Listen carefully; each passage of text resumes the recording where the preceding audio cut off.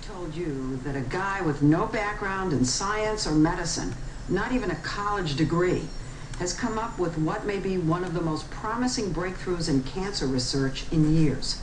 Well, it's true. And if you think it sounds improbable, consider this. He did it with his wife's pie pans and hot dogs. His name is John Kanzius, and he's a former businessman and radio technician who built a radio wave machine that has cancer researchers so enthusiastic about its potential, they're pouring money and effort into testing it out. Here's the important part. If clinical trials pan out, and there's still a long way to go, the Kanzius machine will zap cancer cells all through your body without the need for drugs or surgery and without side effects, none at all. At least, that's the idea. The last thing John Kanzius thought he would ever do was try to cure cancer. A former radio and television executive from Pennsylvania, he came here to Florida to enjoy his retirement. I have no business being in the cancer business. It's not something that a layman like me should be in. It should be left to doctors and research people. But sometimes it takes an outsider. Sometimes it just, maybe you get lucky. It was the worst kind of luck that gave Kanzius the idea to use radio waves to kill cancer cells. Have you noticed any lymph nodes? 6 years ago, he was diagnosed with terminal leukemia, and since then, he has undergone 36 rounds of toxic chemotherapy. But it wasn't his own condition that motivated him. It was looking into the hollow eyes of sick children on the cancer ward at MD Anderson in Houston. I saw the smiles of youth and saw their spirits were broken. And you could see that they were sort of asking, why can't they do something for me? So they started to haunt you, the children. Their faces, I still remember them holding onto their teddy bears and so forth. And shortly after that, I started my own chemotherapy, my third round of chemotherapy. Did it really make you terribly sick? Very sick, and I couldn't sleep at night. I said, there's got to be a better way to treat cancer. It was during one of those sleepless nights that the light bulb went off. When he was young, Kanzius was one of those kids who built radios from scratch.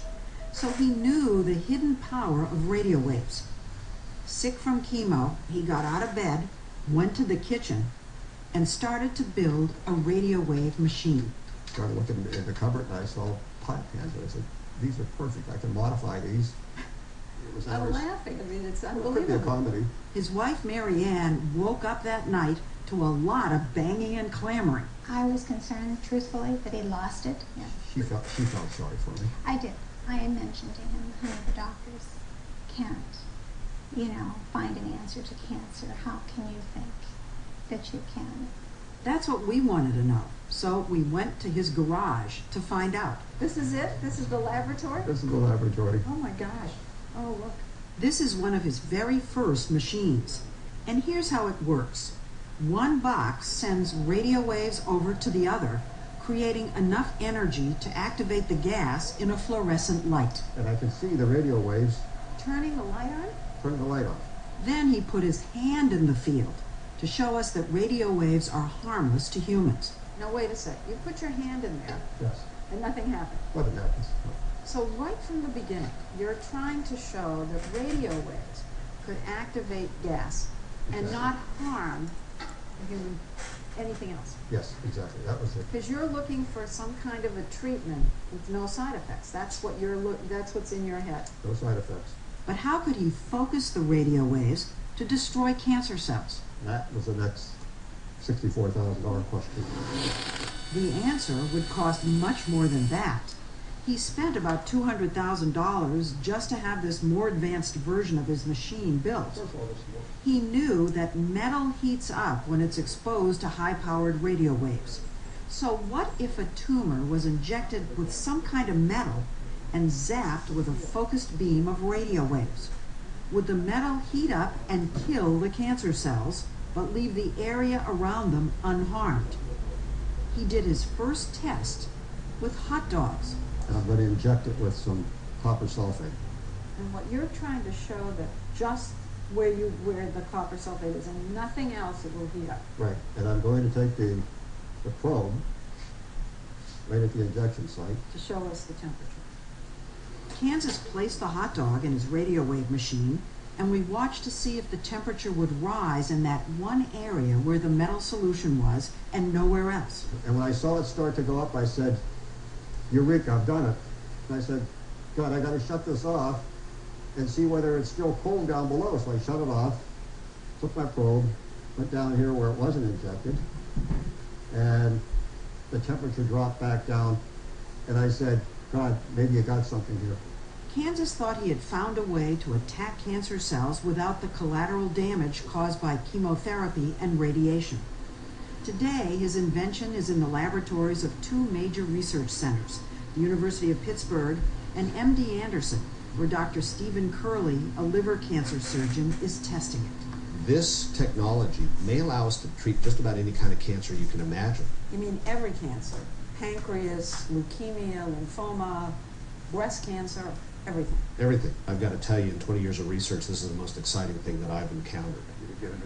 That's because Kanzius impressed Curley with another remarkable idea, to combine the radio waves from his device with something cutting edge. Space-age nanoparticles made of metal or carbon. They are so small that thousands of them can fit in a single cancer cell.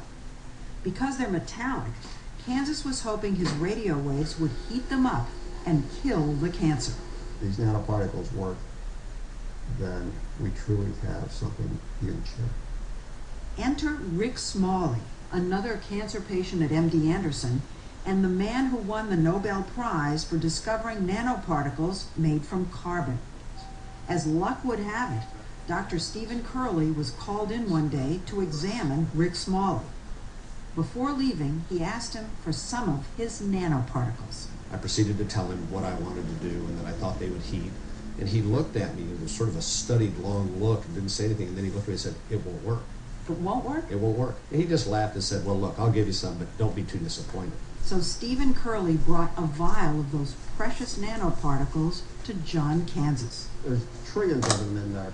Trillions of nanoparticles in there. Right. Trillions. And on an August day in 2005, Curley and Kanzius put them to the test. Would the metallic nanoparticles heat up enough to kill cancer? So we take the nanoparticles, we put them in the radio field, and in about 15 seconds, they're boiling and heating. And Steve Curley couldn't contain himself. He called Rick Smalley. He said, Rick, you're not going to believe this. You just blew the smithereens out of your nanoparticles. Now, am I allowed to say on camera what the response was? Go ahead. Okay.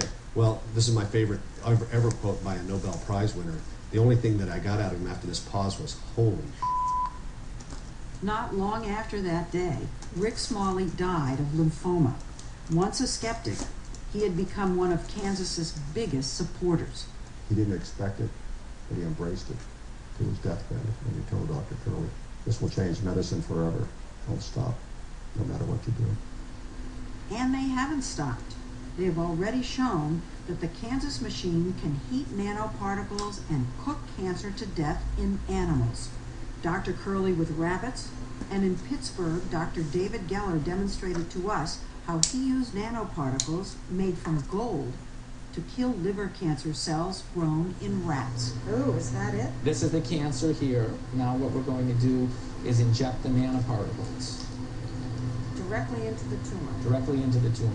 In the study, the rats, anesthetized to keep them still, were exposed to the Kanzius radio waves. Dr. Geller later examined their tumors under a microscope. What you can see is that cells are starting to fall apart.